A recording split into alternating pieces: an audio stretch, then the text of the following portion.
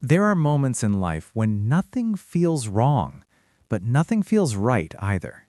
You wake up, you move through your day, you do the things you're supposed to do, but inside there's this quiet heaviness, a subtle distance between you and your own life.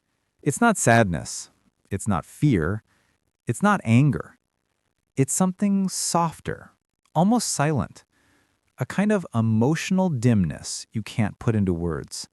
And if you've been feeling this way, I want you to understand something clearly. You're not empty. You're overwhelmed in a way your mind hasn't been able to express. Emptiness isn't a personality flaw. It's a psychological response. When your brain activates, when it's been carrying more than it knows how to process. Think about how long you've been holding it together. How long you've been pushing through things. How long you've been pretending you're fine even when something inside you felt off. Your brain notices these things.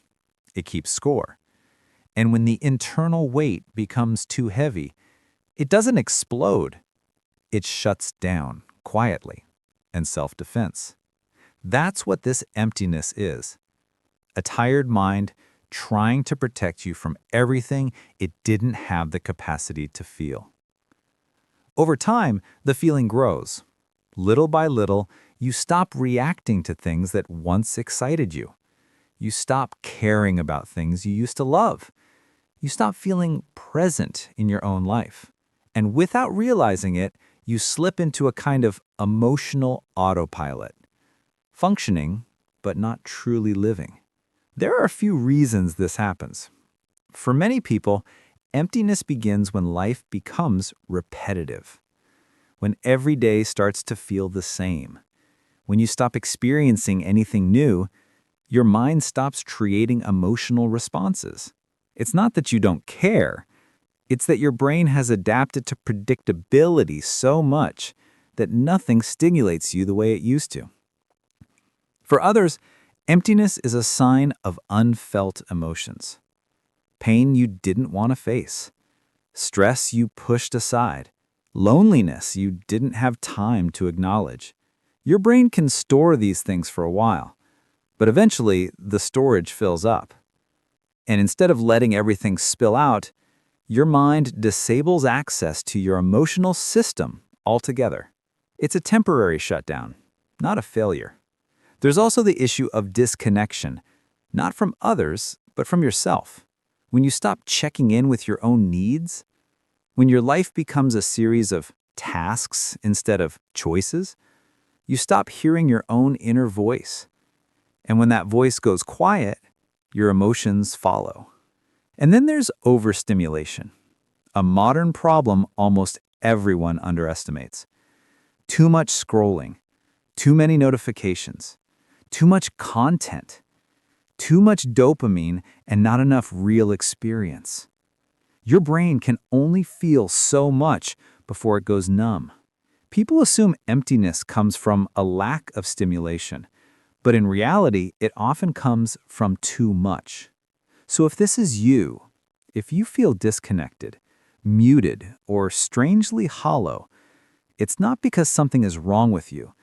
It's because your mind has reached a limit it never learned to express. But emptiness isn't permanent. You can slowly rebuild your emotional life. Not by forcing yourself to feel things, but by gently giving your brain the conditions it needs to wake up again. The first step is reconnecting with yourself in small, honest ways. Not through big emotional breakdowns or dramatic introspection, but simple awareness.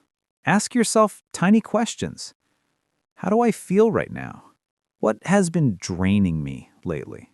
What's one thing I wish I could change? You don't need perfect answers. The act of listening itself brings you back into connection with who you are. The next step is reducing the noise in your mind. Not a full detox, not deleting every app, just giving your brain a break from constant input. A short walk without your phone. A few quiet minutes before bed. A moment in the morning where you breathe before you scroll. Emotions can't return when your mind is drowning in stimulation. Stillness creates space for feeling. Another step is reintroducing meaning, not life-changing purpose, just tiny acts that remind you you're human. Reading a page, doing a hobby for 5 minutes, cleaning one small area of your room, making a cup of tea and actually tasting it. These tiny rituals reconnect your brain with your life and with yourself. And then there's connection. Not superficial conversations, not pretending, just one honest moment with someone you trust. A sentence, a small piece of truth. Being emotionally seen, even in a small way, tells your brain it's safe to feel again. Finally, give your days a gentle structure. Not pressure, not perfection, just anchors. Wake up around the same time. Move your body a little. Do one meaningful task. Reflect for a moment at night. Consistency calms your nervous system, and calmness allows your emotional world to slowly come back online. Emptiness isn't a sign that you failed. It's a sign you've been strong for too long without support. Your emotions didn't disappear. They're resting, waiting for the right conditions to return. And when they do, it won't be sudden or dramatic.